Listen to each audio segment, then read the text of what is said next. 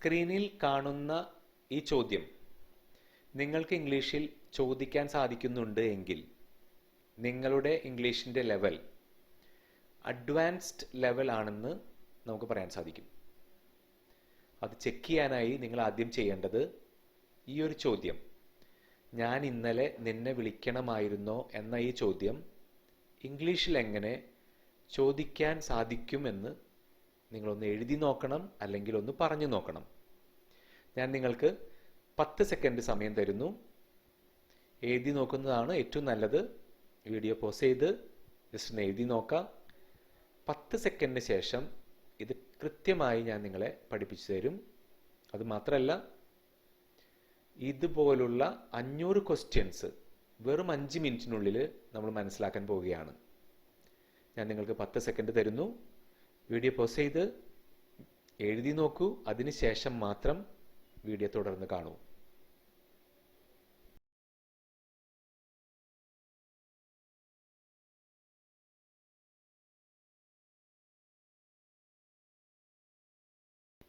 സ്ക്രീനിൽ നമുക്ക് കുറേ സെൻറ്റൻസുകൾ കാണാൻ സാധിക്കും. സാധാരണ നമ്മൾ ഈ ചോദ്യം സ്റ്റുഡൻസിൻ്റെ അടുത്ത് ഇംഗ്ലീഷിലേക്ക് ട്രാൻസ്ലേറ്റ് ചെയ്യാൻ പറഞ്ഞാൽ, ഇംഗ്ലീഷിൽ എഴുതാൻ പറഞ്ഞാൽ, സാധാരണ സ്റ്റുഡൻസ് എഴുതുന്ന സെൻറ്റൻസുകളാണ് ഈ കാണുന്നതെല്ലാം. അതിൽ നമുക്ക് കാണാൻ സാധിക്കും, ഇന്നലെ ഞാൻ നിന്നെ വിളിക്കണമായിരുന്നോ എന്ന സെൻറ്റൻസ് ആരെഴുതിയാലും യെസ്റ്റർഡേ എന്ന വാക്കുണ്ടാവും. സാധാരണ രീതിയിൽ അത്യാവശ്യം ക്വാളിറ്റിയുള്ള എല്ലാവരും എഴുതുമ്പോഴും യെസ്റ്റർഡേ എന്ന വാക്കുണ്ടാവും. അതുപോലെ യു എന്ന വാക്കുണ്ടാവും. കോൾ എന്ന വെർബിൻ്റെ ഏതെങ്കിലും ഒക്കെ ഫോംസ് നമുക്ക് എല്ലാ സെൻറ്റൻസിലും കാണാൻ സാധിക്കും. പക്ഷെ അതുകൊണ്ട് മാത്രം ആ സെൻറ്റൻസിന് ക്വാളിറ്റി ലഭിക്കില്ല.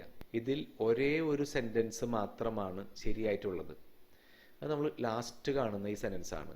Should I have called yesterday, ഇതാണ് ആ സെൻറ്റൻസ്. അപ്പോൾ എന്തുകൊണ്ട് ആ സെൻറ്റൻസ് ഉപയോഗിക്കണം, എന്തുകൊണ്ട് ഈ സെൻറ്റൻസുകളൊന്നും ഉപയോഗിക്കാൻ പറ്റില്ല എന്നുള്ളതാണ് നമ്മൾ നോക്കേണ്ടത്. ഈസി ആയിട്ട് നമുക്ക് മനസ്സിലാക്കാൻ പറ്റും. ഇംഗ്ലീഷ് സംസാരിക്കുന്ന സമയത്ത് അല്പം നിയമം ഉപയോഗിക്കേണ്ടതുണ്ട്. ഷുഡ് എന്തുകൊണ്ട് നമ്മളിവിടെ ഉപയോഗിച്ചു എന്നുള്ളതാണ് നമ്മൾ ആദ്യം മനസ്സിലാക്കാൻ പോകുന്നത്. അതിനുവേണ്ടി നമുക്ക് 2 സെൻറ്റൻസ് മനസ്സിലാക്കേണ്ടതുണ്ട്. ഏറ്റവും ആദ്യം നമ്മൾ ഈ സെൻറ്റൻസ് ഒന്ന് വായിക്കുകയാണ്. നീ ഇന്നലെ എന്നെ വിളിച്ചില്ല. You didn't call me yesterday. നീ ഇന്നലെ എന്നെ വിളിച്ചില്ല. നമുക്കൊരു സുഹൃത്തുണ്ടെന്ന് വിചാരിക്കുക. ആ വ്യക്തി ഇന്നലെ നമ്മളെ വിളിക്കേണ്ടതായിരുന്നു, പക്ഷെ വിളിച്ചില്ല. ഇതാണ് സിറ്റുവേഷൻ. അപ്പോൾ നമ്മൾ അവനെ കാണുന്ന സമയത്ത് അവനോട് പറയുകയാണ്, നീ ഇന്നലെ എന്നെ വിളിക്കണമായിരുന്നു. നീ ഇന്നലെ എന്നെ വിളിച്ചില്ല, നീ എന്നെ വിളിക്കണമായിരുന്നു. ആദ്യം നമ്മൾ നീ ഇന്നലെ എന്നെ വിളിച്ചില്ല എന്നുള്ള കാര്യം പറയുകയാണ്. You didn't call me yesterday. നീ ഇന്നലെ എന്നെ വിളിച്ചില്ല. ഇനി അവൻ ചെയ്യേണ്ടിയിരുന്ന കാര്യം ചെയ്തില്ല.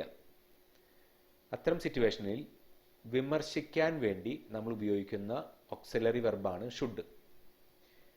നീ എന്നെ ഇന്നലെ വിളിക്കണമായിരുന്നു. യു ഉപയോഗിച്ചു, ഷുഡ് ഉപയോഗിച്ചു. ഷുഡിന് ശേഷം നമ്മൾ ഹാവ് ആണ് ഉപയോഗിക്കുന്നത്. ഹാവ് ഇവിടെ ഓക്സിലറി വെർബാണ്. ഇതൊരു പാസ്റ്റ് സിറ്റുവേഷൻ ആണെന്ന് കാണിക്കാൻ വേണ്ടിയിട്ടാണ് നമ്മളിവിടെ ഹാവ് ഉപയോഗിച്ചിരിക്കുന്നത്. ഹാവിന് ശേഷം വെർബിൻ്റെ തേർഡ് ഫോമാണ് ഉപയോഗിക്കേണ്ടത്. കോൾ എന്ന വെർബിൻ്റെ തേർഡ് ഫോമായ കോൾഡ് ആണ് നമ്മളിവിടെ ഉപയോഗിച്ചിരിക്കുന്നത്. Past participle form. ഇതാണ് ഇതിൻ്റെ നിയമം. നീ എന്നെ ഇന്നലെ വിളിക്കണമായിരുന്നു. You should have called me yesterday.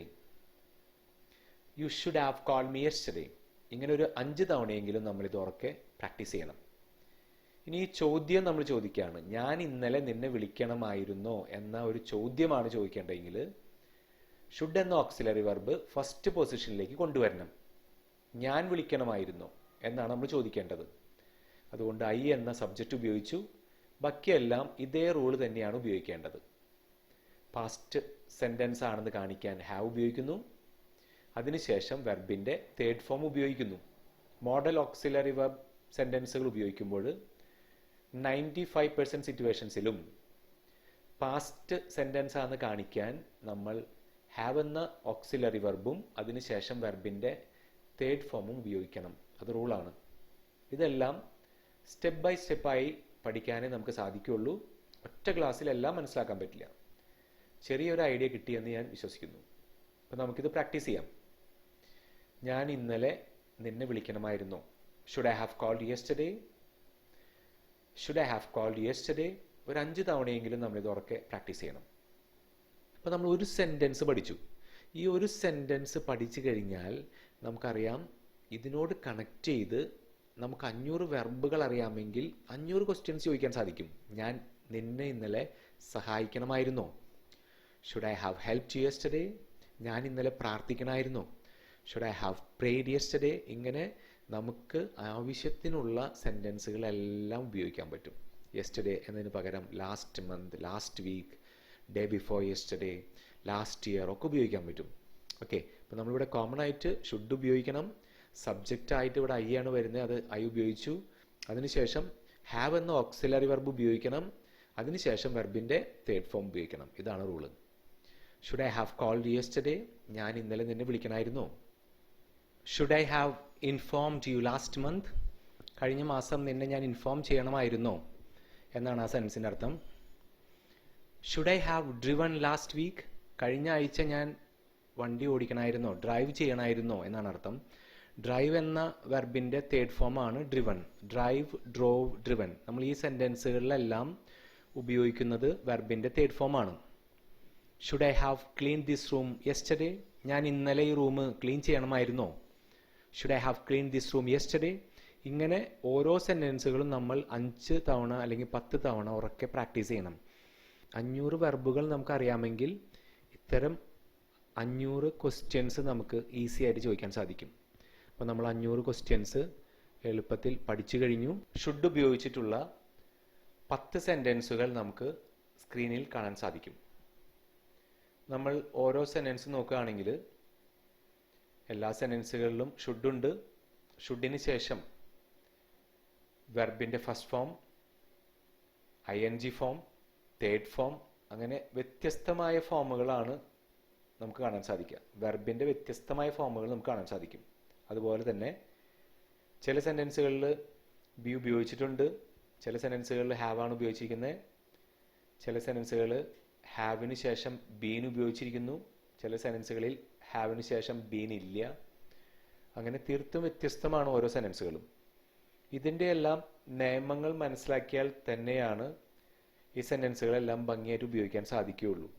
ഇതിന് വ്യക്തമായ നിയമങ്ങളുണ്ട്. ഇത് പഠിക്കേണ്ടത് സ്റ്റെപ്പ് ബൈ സ്റ്റെപ്പ് ആയിട്ടാണ്. ഒറ്റ വീഡിയോ ക്ലാസ്സിലൂടെ ഇതെല്ലാം മനസ്സിലാക്കാൻ നമുക്ക് സാധിക്കില്ല. അപ്പോൾ ഞാൻ ഇപ്പോൾ നിങ്ങൾക്ക് തന്നിരിക്കുന്നത് ഒരു ട്രയൽ വീഡിയോ മാത്രമാണ്. ഇത്രയും ഈസിയായി തന്നെ എല്ലാ ടോപ്പിക്സും നമുക്ക് പഠിച്ചെടുക്കാൻ സാധിക്കും. റെക്കോർഡ് ക്ലാസ്സസ് അറ്റൻഡ് ചെയ്യുന്ന സ്റ്റുഡൻസിന് ഒരു മാസം 1000 രൂപ മാത്രമാണ് ചിലവ് വരിക. എല്ലാ നിയമങ്ങളും വ്യക്തമായി നമുക്ക് റെക്കോർഡ് ക്ലാസ്സസിലൂടെ മനസ്സിലാക്കാൻ സാധിക്കും. റെക്കോർഡ് ക്ലാസ്സസിന് ഒരു മാസത്തേക്ക് 1000 രൂപ മാത്രമാണ് ചിലവ് വരിക. തിങ്കൾ മുതൽ വെള്ളി വരെ എല്ലാ ദിവസവും ഓരോ റെക്കോർഡ് വീഡിയോ ക്ലാസ്സസ് നിങ്ങൾക്ക് അറ്റൻഡ് ചെയ്യാൻ സാധിക്കും. റെക്കോർഡ് ക്ലാസ്സസ് നിങ്ങൾ അറ്റൻഡ് ചെയ്യാൻ ആഗ്രഹിക്കുന്നുണ്ടെങ്കിൽ ഗൂഗിൾ പേ ഡീറ്റെയിൽസ് ഞാൻ തന്നിട്ടുണ്ട്. ഗൂഗിൾ പേ ചെയ്തതിന് ശേഷം അതിൻ്റെ സ്ക്രീൻഷോട്ട് നമുക്ക് അയച്ചു തരണം. നിങ്ങൾക്ക് ഇന്ന് തന്നെ ക്ലാസ് ആരംഭിക്കാൻ സാധിക്കും. റെക്കോർഡ് ക്ലാസ്സസ് സ്റ്റാർട്ട് ചെയ്യുന്ന സമയത്ത് 3 ലെവൽ ക്ലാസ്സസ് ഉണ്ട്. Basic level, intermediate level, advance level. ഇതൊരു അഡ്വാൻസ് ലെവൽ വീഡിയോ ആണ്.